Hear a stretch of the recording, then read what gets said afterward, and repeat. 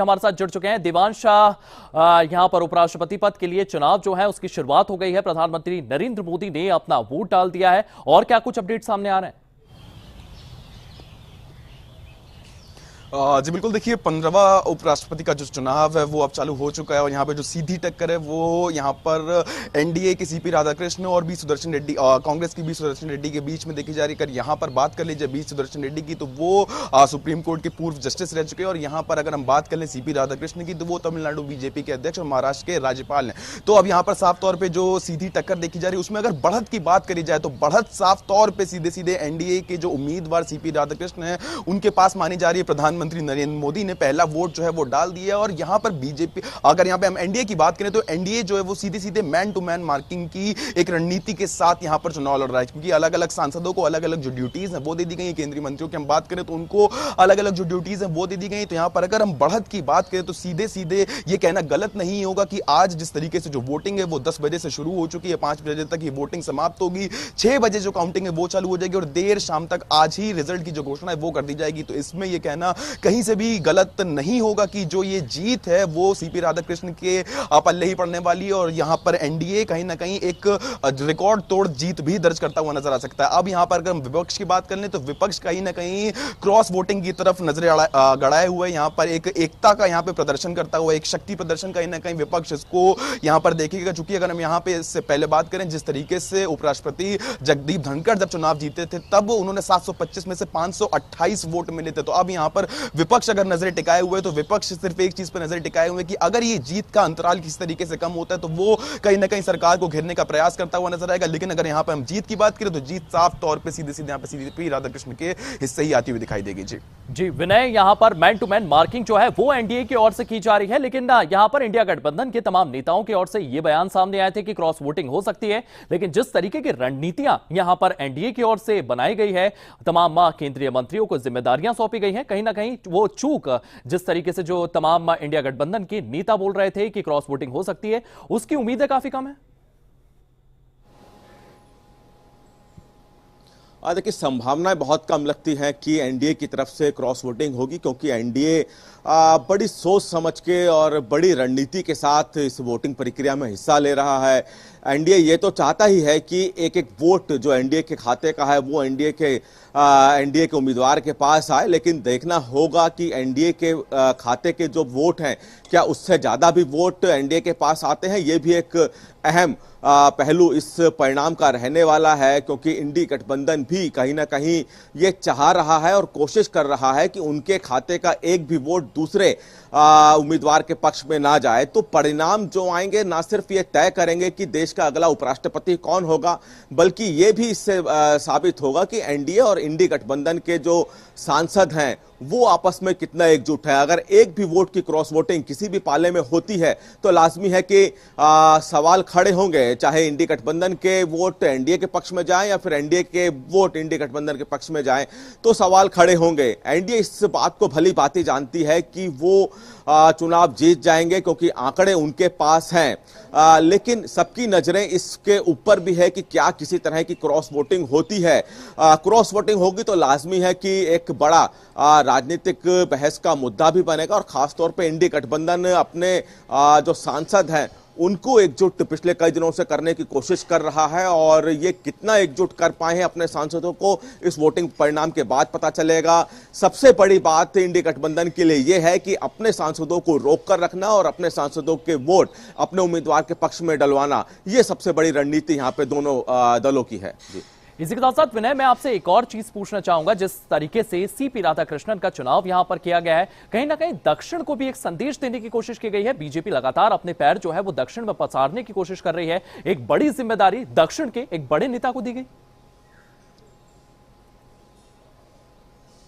पिछले लंबे समय से भारतीय जनता पार्टी दक्षिण भारत में अपने पांव पसारने की कोशिश कर रही थी और उपराष्ट्रपति पद का चुनाव एक मौका मिला भारतीय जनता पार्टी के लिए और इसीलिए एनडीए के जो उम्मीदवार हैं दक्षिण भारत से सीपी राधाकृष्णन को चुनाव किया गया। सीपी राधाकृष्णन भारतीय जनता पार्टी के एक पुराने नेता हैं, दक्षिण भारत में भारतीय जनता पार्टी का झंडा बुलंद कर चुके हैं, कई जिम्मेदारियां कई पदों पर सीपी राधाकृष्णन रह चुके हैं और इसी वजह से भारतीय जनता पार्टी ने सीपी राधाकृष्णन को अपना उम्मीदवार बनाया। एनडीए की तरफ से पहले ही साफ कर दिया गया था, एनडीए के जो घटक दल है उनकी तरफ से साफ कर दिया गया था कि प्रधानमंत्री और जेपी नड्डा की तरफ से जो भी निर्णय उम्मीदवार के लिए लिया जाएगा वो सबको मान्य होगा, और वही देखने को भी मिला। और इसलिए भारतीय जनता पार्टी ने सीपी राधाकृष्णन को अपना उम्मीदवार उतारा और उसके बाद प्रधानमंत्री ने एनडीए के सभी सांसदों से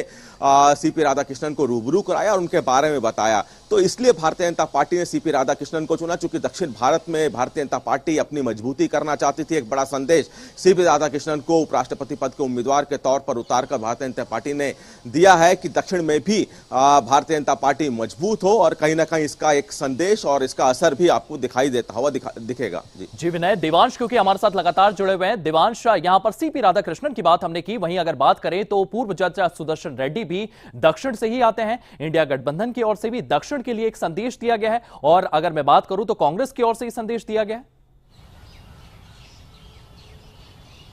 जी बिल्कुल आयुष, देखिए जिस तरीके से यहाँ पर अगर हम कांग्रेस उम्मीदवार बी सुदर्शन रेड्डी की बात करें तो वो भी उनके जो तार हैं वो कहीं ना कहीं जो रूट्स हैं वो आंध्र प्रदेश से जुड़ी हुई नजर आती हैं। तो साफ तौर पे दक्षिण के जो दोनों उम्मीदवार हैं हमारे यहाँ पर, अगर हम एनडीए के उम्मीदवार यहाँ पे सीपी राधाकृष्णन की बात करें और यहाँ पे अगर हम कांग्रेस के उम्मीदवार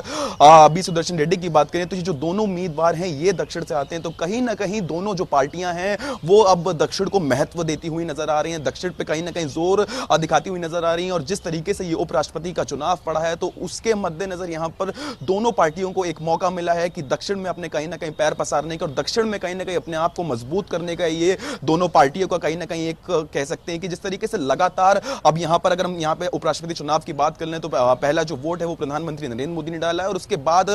मल्लिकार्जुन खड़गे, राहुल गांधी भी अपने मताधिकार का जो प्रयोग है वो करते हुए नजर आएंगे। अब यहां पर विपक्ष की बात करें तो जिस तरीके से 7 जो सांसद है वो यहां पर निर्दलीय हैं, तो अब उन्होंने अपना जो समर्थन है वो किसी भी और अभी स्पष्ट नहीं किया है। लेकिन अगर हम यहां पर बात कर ले बाकी सांसदों की भी मिला के, तो यहां पे जिस तरीके से अगर हम क्रॉस वोटिंग की भी बात कर लें तो क्रॉस वोटिंग के बाद भी देखिए आयुष, ये कहना गलत नहीं होगा किसी भी तरीके से कि जो कांग्रेस के उम्मीदवार हैं उनके लिए जो जीत है वो कहीं ना कहीं अभी भी काफी ज्यादा दूर नजर आ रही है। और अगर हम यहाँ पे एनडीए उम्मीदवार यहाँ पे सीपी राधाकृष्णन की बात कर लें तो उनके लिए कहीं ना कहीं ये कहना गलत नहीं होगा कि जो जीत है वो कहीं ना कहीं पास आती हुई नजर आ रही है। जिस तरीके से वोटिंग उपराष्ट्रपति चुनाव के लिए शुरू हो चुकी है और शाम 5 बजे तक वोटिंग का जो वक्त वो डिसाइड किया गया और 6 बजे काउंटिंग चालू हो जाएगी और देर शाम में आज ही उपराष्ट्रपति चुनाव की जो रिजल्ट आएगा उसकी घोषणा कर दी जाएगी। इसका साफ तौर पर मतलब है कि भारत को आज अपना 15वां उपराष्ट्रपति मिल जाएगा। और साफ तौर पे यहां पे एक तरीके से एक विपक्ष की अगर हम बात करें तो विपक्ष नजरें जो गड़ाए हुए हैं वो साफ तौर पे जीत के अंतराल पे नजरें गड़ाए हुए हैं। अगर हम यहां पे बात करें कि जिस तरीके से जगदीप धनखड़ जो कि अभी भी उपराष्ट्रपति होते लेकिन स्वास्थ्य कारणों के चलते उन्होंने इस्तीफा दिया, अपना कार्यकाल पूरा करने के पहले ही उन्होंने इस्तीफा दे दिया और सबको उन्होंने अपनी उस एक महत्वपूर्ण पोस्ट से अलविदा कहा। उसके बाद आज जिस तरीके से उपराष्ट्रपति का चुनाव हो रहा है तो उस पे पूरे भारत की कहीं ना कहीं निगाहें टिकी हुई हैं। और दोनों पार्टियों की अगर हम बात कर लें तो जिस तरीके से आयुष आपने पूछा था, कहीं ना कहीं दोनों पार्टियां इस वक्त दक्षिण भारत में कहीं ना कहीं अपने पैर पसारने की कोशिश करती हुई। जी विनय, जिस तरीके से यहां पर तमाम चीजें जो है वो सामने आ रही है, मैं आपसे जानना चाहूंगा सीपी राधाकृष्णन की अगर हम बात करें तो यहां पर साफ तौर पर वो जीतते हुए नजर आ रहे हैं क्योंकि विपक्ष के पास ज्यादा सांसद नहीं है, उनके पास ज्यादा वोट्स नहीं है। तो उनकी तरफ से एक बात कही गई है कि क्रॉस वोटिंग हो सकती है, लेकिन जिस तरीके से एनडीए का मैनेजमेंट देखने को मिला है साफ तौर पर यहां पर सीपी राधाकृष्णन आने वाले अगले उपराष्ट्रपति होने वाले हैं। देखिए अभी चूंकि ये परिणाम के बाद ही पता चलेगा कि कौन देश का अगला उपराष्ट्रपति होगा, लेकिन फिलहाल आंकड़ों के खेल के हिसाब से एनडीए अभी इस चुनावी मैदान में बहुत आगे चल रही है। चूंकि परिणाम आने के बाद ही कुछ औपचारिक रूप से कहा जा सकता है, लेकिन फिलहाल आंकड़े एनडीए के पक्ष में है, सीपी राधाकृष्णन के पक्ष में है।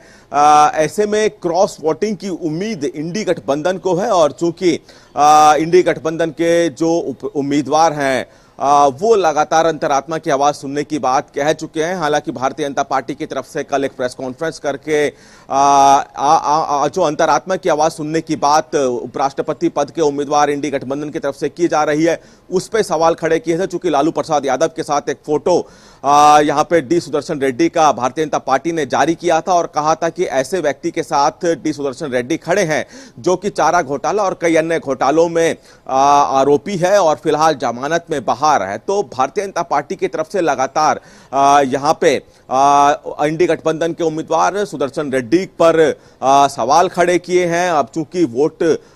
मांगने के लिए ये लाजमी है कि तमाम उम्मीदवार, चाहे हम सीपी राधाकृष्णन की बात करें या फिर सुदर्शन रेड्डी की बात करें, तमाम बड़े नेताओं से मुलाकात करते हुए दिखाई दिए हैं। उसी के तहत सीपी राधाकृष्णन और सुदर्शन रेड्डी भी अलग अलग राजनीतिक पार्टियों के बड़े नेताओं से मुलाकात की है। देखना है कि इन मुलाकातों का कितना फायदा किस उम्मीदवार को मिलता है। इसमें कोई दो राय नहीं कि एनडीए के पास जो संख्या है जो सांसदों की वो बहुत ज्यादा है। चाहे लोकसभा के सांसद की बात की जाए, चाहे राज्यसभा सांसद की बात की जाए, वो एनडीए के पास बहुत ज्यादा है। लेकिन इंडिया गठबंधन को क्रॉस वोटिंग की उम्मीद है और देखना है कि इस उम्मीद जो इंडिया गठबंधन लगाए बैठा है क्या वो पूरी होती है या नहीं, क्योंकि बीजेपी की जिस हिसाब से रणनीति बनाई गई है, सभी सांसदों को अलग अलग राज्यों के हिसाब से, केंद्रीय मंत्रियों को उन राज्यों के सांसदों की जिम्मेदारी दी गई है। सबको एक साथ संसद भवन उस राज्य के जो केंद्रीय मंत्री हैं वो लेकर पहुंचे। तो बड़ी सोच समझ के रणनीति यहां पे भारतीय जनता पार्टी की तरफ से अपने सांसदों को लेकर बनाई गई है, इसलिए क्रॉस वोटिंग की संभावनाएं बहुत कम नजर आती हैं। जी विनायक, देवांश हमारे साथ लगातार बने हुए हैं। देवांश, बीजेपी संकेत देने के लिए जानी जाती है और यहां पर भी एक संकेत दिया गया है। चुनाव से पहले ही यहां पर सीपी राधाकृष्णन जो है वो राम मंदिर जाते हैं, वहां पर पूजा अर्चना करते हैं, तो कहीं ना कहीं एक संदेश उनकी ओर से भी दिया गया है। जी बिल्कुल आयुष, देखिए जिस तरीके से भी आपने कहा कि भारतीय जनता पार्टी या एनडीए की अगर हम बात करें तो संदेश देने के नाम से जाने जाते हैं, और जिस तरीके से आज उपराष्ट्रपति चुनाव के पहले सीपी राधाकृष्ण लोधी रोड स्थित जो राम मंदिर पहुंचे, वहां पे उन्होंने पूजा अर्चना करी, तो कहीं ना कहीं ये एक शुभ संकेत आप यहाँ पे मान सकते हैं, एक जीत का संदेश यहाँ पे आप मान सकते हैं कि कहीं ना कहीं यहाँ पर एनडीए ने एक घोषणा कर दी है कि उपराष्ट्रपति जो भारत का अगला 15वां उपराष्ट्रपति होने वाला है वो एनडीए की तरफ से होने वाला है। लेकिन आयुष देखिए, एक महत्वपूर्ण चीज यहाँ पर मैं ये कहना चाहूंगा कि अगर आपने यहाँ पे संकेत की बात करिए तो संकेत तो एक कांग्रेस की तरफ से भी दिया गया। अगर यहां पे हम शशि थरूर की बात कर ले तो आज उपराष्ट्रपति चुनाव के पहले जिस तरीके से शशि थरूर ने साफ तौर पे कहा कि कांग्रेस के सभी सांसद वोट तो डालेंगे, लेकिन सभी को पता है कि जो एनडीए के सांसद हैं और कांग्रेस के सांसद हैं उनमें बहुत संख्या का अंतर काफी ज्यादा है, तो संख्या बल किसकी तरफ ये सब जानते हैं। तो एक संकेत तो यहां पे साफ तौर पे कांग्रेस की तरफ से भी दे दिया गया है कि भारत का जो 15वां उपराष्ट्रपति होने वाला है, जो भारत का अगला उपराष्ट्रपति होने वाला है, वो किसकी तरफ से होने वाला है। तो संकेत यहां पे दोनों तरफ से दे दिए गए हैं। तो अब सिर्फ औपचारिक घोषणा की कहीं ना कहीं ये कहना गलत नहीं होगा कि अब सिर्फ औपचारिक घोषणा की उम्मीद करी जा रही है कि शाम को 6 बजे जब काउंटिंग चालू हो जाएगी और उसके बाद जब रिजल्ट आएगा तब ये देखने वाली चीज होगी कि जो वोटों का अंतराल है वो सबकी जो निगाहें आज उस पर टिकी हुई है कि आंकड़े कितने होने वाले हैं, किसके पास कितने वोट होंगे और जो जीत का अंतराल होगा वो कितना बड़ा होने वाला। अगर यहां पे बिदुड़ी जी की बात करें तो उन्होंने भी साफ तौर पे ये कहा है कि भारतीय जनता एनडीए के सीपी राधाकृष्ण यहां पर एक रिकॉर्ड तोड़ जीत दर्ज करते हुए नजर आएंगे। तो अब ये आरोप प्रत्यारोप का जो सिलसिला है वो अब कहीं ना कहीं कहना गलत नहीं होगा कि अब खत्म हो चुका और अब जो वक्त है वो वोटिंग का वक्त है। अब 10 बजे वोटिंग चालू हो चुकी है। भारत के प्रधानमंत्री नरेंद्र मोदी अपना पहला वोट डाल चुके हैं और उसके बाद अब ये देखने वाली चीज होगी कि क्या क्रॉस वोटिंग होती है कि नहीं होती है। और ये विपक्ष के लिए भी एक शक्ति प्रदर्शन की और एक लॉयल्टी टेस्ट की मैं पे बात करना चाहूंगा कि जो उनके सभी सांसद हैं वो कितने लॉयल हैं और क्या सभी सांसद अभी भी कांग्रेस के पक्ष में है या उन्होंने अपना मूड अब बदलना शुरू कर दिया है। तो ये वो सारी चीजें, ये वो तमाम चीजें हैं जो विपक्ष यहां पर देखता हुआ नजर आएगा और यही वो कारण है आयुष जिसके वजह से यहां पर कांग्रेस ने अपना उम्मीदवार उतारा था। चूंकि साफ तौर पे जिस तरीके से शशि थरूर ने भी कहा कि संख्या बल हम सबको पता है कि किसके पास ज्यादा है, लेकिन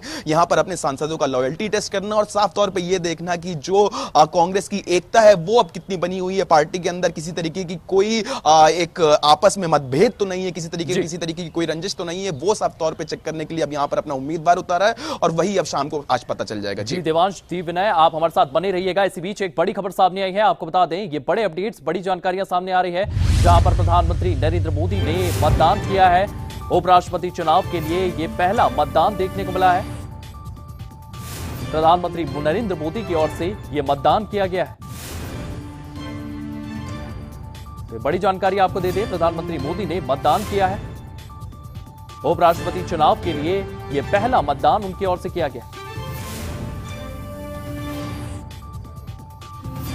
प्रधानमंत्री मोदी ने यहां पर मतदान किया है। उपराष्ट्रपति पद के चुनाव के लिए यह पहला मतदान प्रधानमंत्री नरेंद्र मोदी की ओर से किया गया है। इसको लेकर के तस्वीरें सामने आई हैं। तस्वीरों में आप देख सकते हैं किस तरीके से प्रधानमंत्री नरेंद्र मोदी यहां पर मतदान करते हुए नजर आ रहे हैं। उपराष्ट्रपति पद के चुनाव के लिए यहां पर मतदान चल रहे हैं और पहला मतदान प्रधानमंत्री नरेंद्र मोदी ने किया है। ये तस्वीरें आप देख रहे हैं, मतदान करने पे पहुंचते हैं, मतपेटी में वो पर्ची डालते हुए नजर आ रहे हैं। आप तस्वीरों में देख सकते हैं ये तस्वीरें सामने आई हैं। प्रधानमंत्री नरेंद्र मोदी ने यहां पर मतदान किया है। मतदान की ये तस्वीरें आप देख रहे हैं। उपराष्ट्रपति चुनाव के लिए प्रधानमंत्री नरेंद्र मोदी यहां पर मतदान करते हुए नजर आए हैं। तो इसको लेकर के तस्वीरें भी सामने आई हैं। उपराष्ट्रपति चुनाव के लिए प्रधानमंत्री नरेंद्र मोदी ने मतदान किया।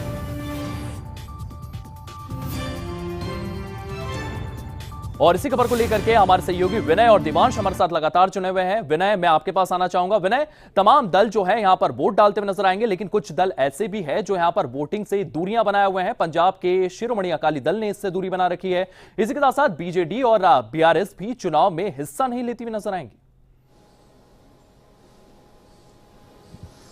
देखिए, बिल्कुल कुछ पार्टियों ने इस चुनाव से दूरी बनाई है और लाजमी है कि उनकी